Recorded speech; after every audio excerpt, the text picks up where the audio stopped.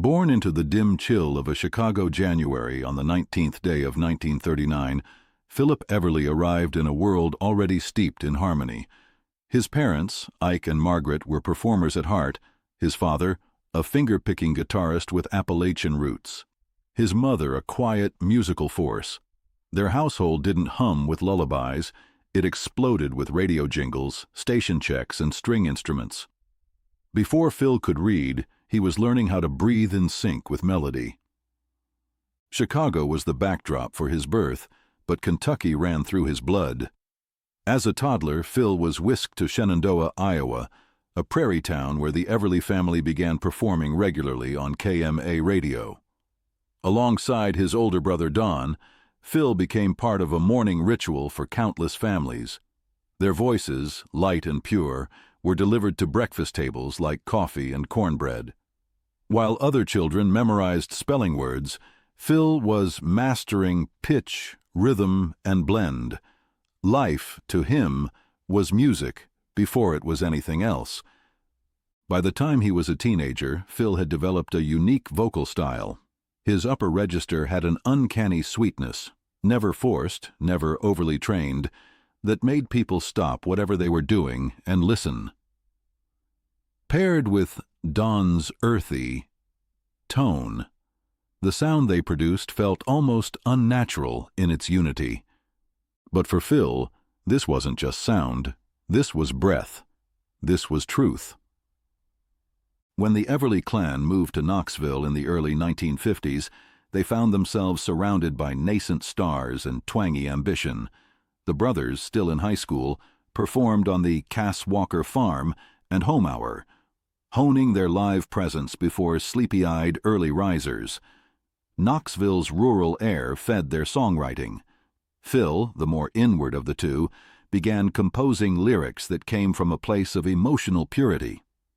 Chet Atkins, the legendary guitarist, became a quiet benefactor, noticing the duo's maturing sound. With his guidance, they secured a songwriting contract with Acuff Rose, one of Nashville's most powerful music publishers. Though their initial record, Keep a Lovin' Me for Columbia, failed commercially, it was a crucial step.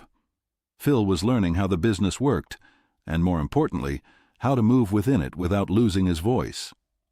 Phil's life changed in 1957 with the release of Bye Bye Love. He and Don had recorded it for Cadence Records after other acts had passed on it. The brothers' blend, Phil's shimmering tenor shadowing Don's baritone, created an entirely new listening experience. The song soared. It crossed genres, topping country and pop charts, and introducing teenage America to a sound that felt achingly personal. Suddenly, Phil Everly was a household name. More than fame, it was the power of connection that struck him. People wrote letters, fans wept at shows. Songs like Wake Up Little Susie, All I Have to Do Is Dream, and Let It Be Me weren't just hits. They were lifelines to kids in sleepy towns, lovers parted by war, and dreamers chasing something intangible. Phil, despite his youth, remained centered. He was quiet in interviews, sometimes bashful, and often deferential to Don, but on stage he exploded with control. His voice sliced through air like a silk razor. Critics took note of his phrasing, which balanced vulnerability with precision. Unlike many tenors of the day, Phil never strained. His vocals poured out like moonlight, bright, calm, and hypnotic. In 1960, the brothers signed a monumental deal with Warner Brothers. 10 years, $1 million. Their first track under this new label, Kathy's Clown, was written primarily by Phil, with Don contributing structure and arrangement. It became their best-selling single, moving over 8 million copies worldwide. Yet again, Phil had touched something universal. The harmonies were sculpted, the rhythm tight, the subject matter painfully relatable. Other hits followed: Lucille, So Sad, Ebony Eyes, Walk Right Back. Throughout this period, Phil's role grew. Though the public often assumed Don led the creative process, Phil contributed vocals, lyrics, ideas, and direction in equal, if not greater, measure. His instincts were unerring, yet success masked storm clouds. Phil and Don, though always brothers, were not always friends. Phil was deeply private, sometimes moody, while Don was more extroverted but prone to stress. Disputes with their publisher Wesley Rose cut them off from key songwriters, and legal troubles followed.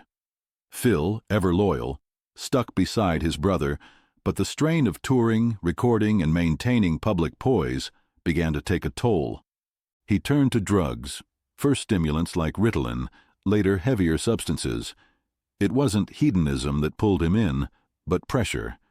The expectations mounted like bricks on his back. Interviews from the period show Phil growing more reclusive.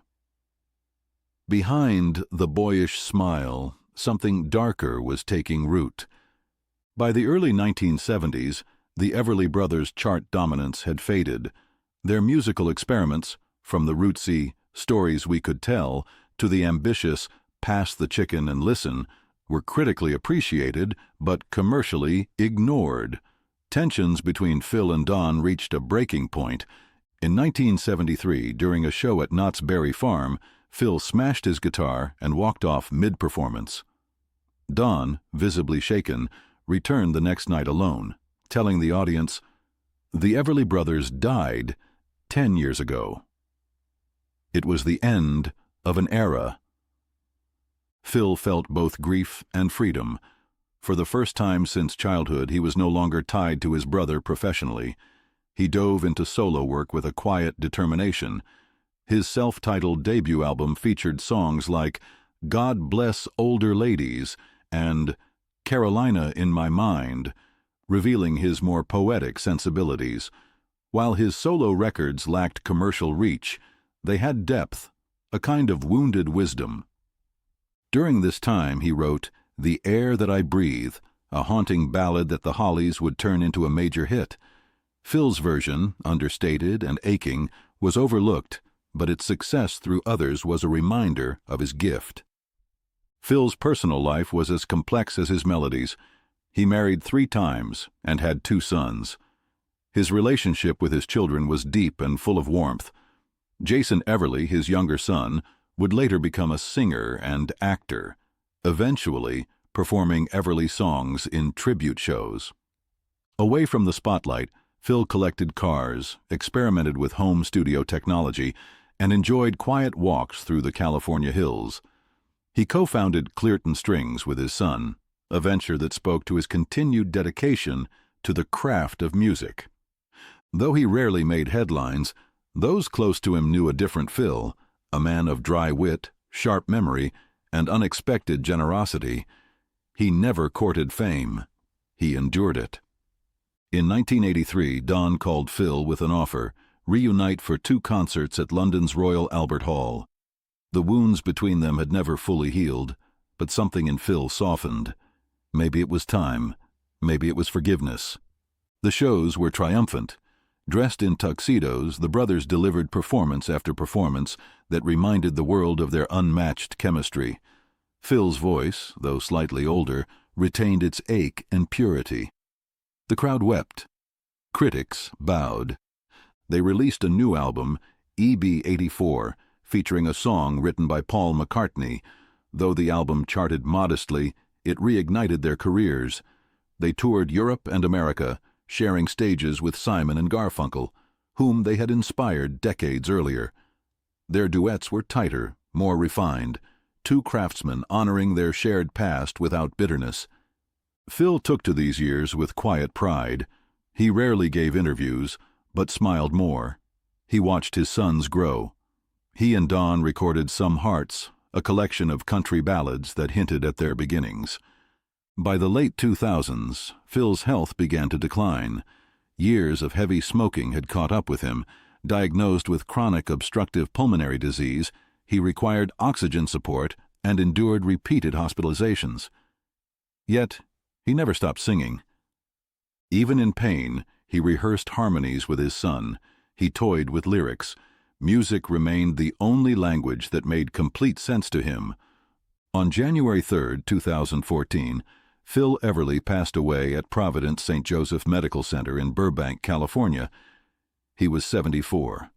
The world learned of his death with shock. Tributes poured in from musicians, fans, and public figures. Paul Simon, Billy Joe Armstrong, Brian May, and Graham Nash all credited him with shaping their own journeys. His funeral was private. Friends and family gathered beneath gray skies to remember the boy from Chicago who sang with a voice of morning rain.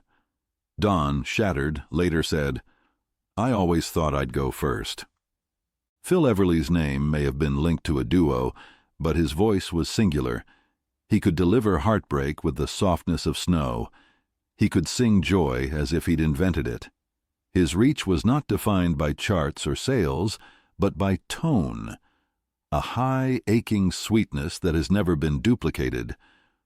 While the world continues to hum, dream, or sway to "Let It Be Me," Phil's story is not merely a tale of fame or sound.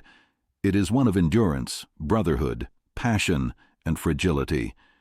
He gave the world pieces of himself in every verse, and when his own voice grew tired, he let it fade with grace.